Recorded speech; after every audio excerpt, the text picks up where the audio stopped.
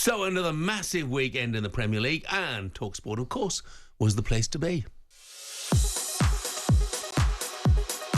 Plays it to Minter, the angle is tight, onto the left foot, he's steered it again!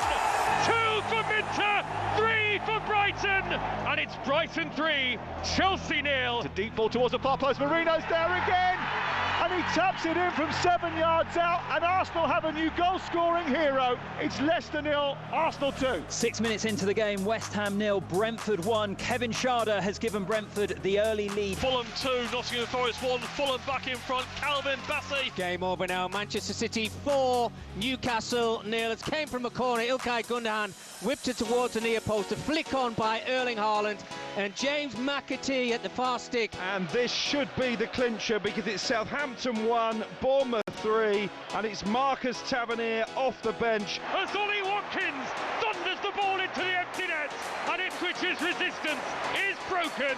Aston Villa 1, the 10 men of Ipswich 1. Palace 1, Everton 2. I think it might be Alcaraz who's got the goal here. But Anfield is starting to buzz a little bit now because they've got over the line. It's finished here at Anfield. Liverpool 2, Wolverhampton Wanderers 1. James Maddison, on his return to the Spurs starting 11, has given them the lead against Manchester United. Oh, how they needed that goal. Tottenham 1, Manchester United 0. So Arsenal kicking off the weekend with Mikel Merino scoring those 2 goals. Is he going to provide the goals for the Gunners from now on? Not if you look at his goal-scoring record through his career, he's not. City and Mamouche hammered Newcastle, who had a shocker of a day at the Etihad. Villa got that 1-1 draw with Ipswich. Liverpool left clinging on against Wolves. Well, they held on for 3 points. I mean, you made the point there, Gabby, about how well Wolves had done, but Liverpool looked so edgy, so poor, maybe so, I don't know, exhausted after the game against Everton. Yeah, I'd imagine so. And sometimes, Jeff, we look at teams and Liverpool players, they're allowed a game where they're not at their best. There was a lot of them. You look at the Cunha goal, you can't let him shoot from there. It was so easy, no protection from the midfield. So I do look at Liverpool and say, you found a way to win. You know, Conor Bradley at the end and Endo when you come on, making great challenges to stop Wolves. So Liverpool, I'm sure, will look back and say 4 points at the last 2 games. They'll take that. Oh, of course they would. Yeah. And they always say that's the key, isn't it? You know, exactly. Not playing well, but picking up the points. And that certainly applied to Liverpool yesterday, that's for sure. And in the game of the weekend, 14th against 15th, Spurs beat Manchester United 1-0. After naming 8 academy players on the bench due to injuries, Ruben Amorim was asked if he regrets not bringing in new faces in January. You know the situation. We cannot bring any players without selling players. So, and then we tried some situations, was not possible, and then move forward. And then we have young kids. We have to work with the young kids, and we were not expecting so many injuries in 1 week. So these things happen. Let's focus on the next game. Any sympathy for him? No, not at all. From what I've seen Ange Postecoglou go through, and I've got a couple of benches this season for Mange, and how many young lads are on there, that starting 11 for Manchester United was more than good enough. You know, you look at the midfield, Casemiro, Fernandes, 3 up front, Garnacho, Xerxes, Højlund, just not good enough, Jeff. Just poor players. I still can't believe the first half chance from Garnacho, he doesn't hit the target. You cannot hit over the bar from there. Literally, you can't. No pressure. Great first touch. They just can't finish. Bereft of confidence, he is. I mean, I was amazed by that stat that he hadn't scored or assisted since November. You know, because I think he's a talented boy, you know.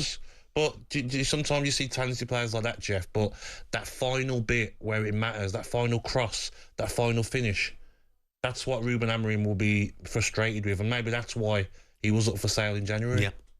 As always, the final word with Majestic and Alan Pardew, the first place to get your calls in after all the action in the Premier League. No surprise, yesterday flooded with Man U fans, including Dave, who says the only people who are to blame for how poor they are now, it's changed from the Glazers, hasn't it, is Jim Ratcliffe and Ineos. If every Manchester United fan knows that these people need to get out of our club, I'm so upset at the moment about our club. Ratcliffe needs to go.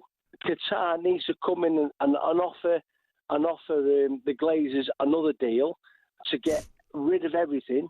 What they need to do to sort the debt out and to sort everything around that club, because at the moment that club is toxic.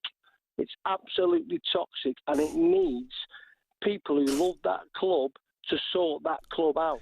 Amazing, Gabby, isn't it? How much can change in a few months. Because a few months ago, Dave, he'd have been calling and saying, get out of our club, but he'd been talking about the Glazers. Yes. And Jim Ratcliffe and Ineos were welcomed, like heroes when they came in. And how quickly, the fans appear to be turning against them. Yeah, I think when you look at the jobs that have been cut, but from a personal level, you feel sorry for the people who lost their jobs, Jeff. But from Ineos and Radcliffe, they're probably thinking, we have to.